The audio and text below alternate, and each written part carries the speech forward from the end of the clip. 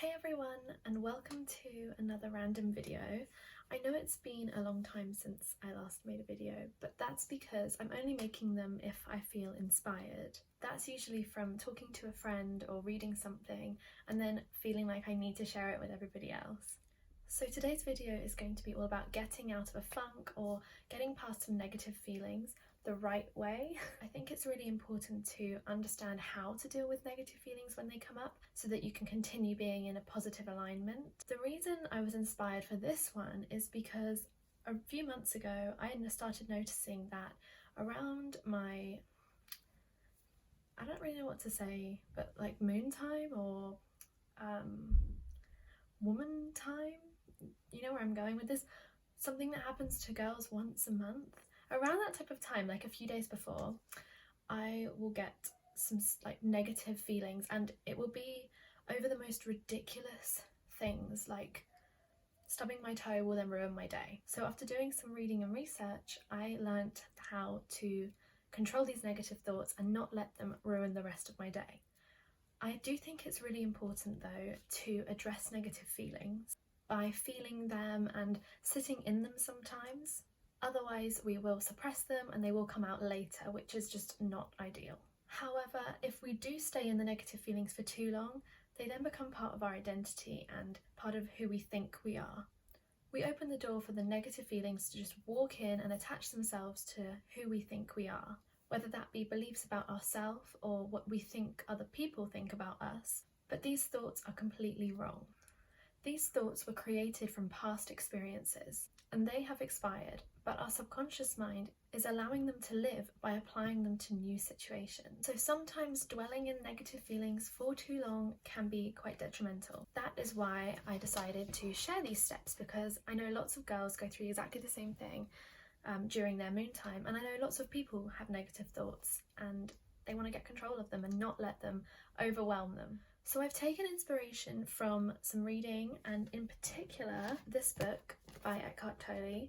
I actually shared a part of this book on Instagram, which is a small section I found to back up my, I guess, experience of being quite negative before my moon time.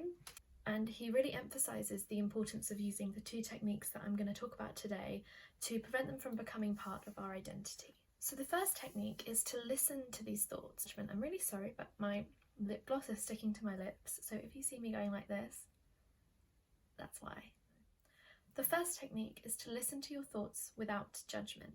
This means becoming an observer and not judging yourself for thinking these thoughts. Because if you do, you then identify yourself with these thoughts. So it's important to just observe them and let them go. This allows you to detach yourself from these negative thoughts by bringing you back into the present. So that leads us on to the second step, which is being conscious of the now. Being conscious of everything that you are experiencing and bringing yourself into the present moment. When we live in the present moment, there is no past and there is no future, which means that these negative feelings that are grown in the past cannot affect you in the present. As I said, our brain stores these memories from the past and tries to apply them to new situations now and in the future. But you have to remember that you're not the same person you were in the past. You're experiencing new things, you've learnt new things. So don't believe everything that your mind makes you feel. So by observing these thoughts and letting them go without judgment, you stop feeding the negative pathways and bring yourself into the present. A really great tip that Eckhart Tolle mentions in the book to bring yourself into the present is to observe things as if you've never seen them before. Looking at the colours, the shapes, the smells, the touch, everything that you may not have been conscious of before. By observing these things and looking at the detail, you bring yourself into the present where you can't be in the past or the future. When you're living in the present, you're in a higher vibrational state or our natural vibrational state. And if you're into manifestation, you need to be in a high vibration to bring these things closer to you. It's also quite hard to be stressed when you're in the present because you're focusing on the things that are right in front of you rather than worrying about the future or living in the past. Living in the present allows you to escape the time dimension. You can literally feel like you're jumping between two different dimensions. The one of time, where past and future are all you're concerned about, and the one of present, where there's nothing else that exists apart from now. And the thing is, we are all capable of doing that. We are all capable of jumping between dimensions. That's it for today's video.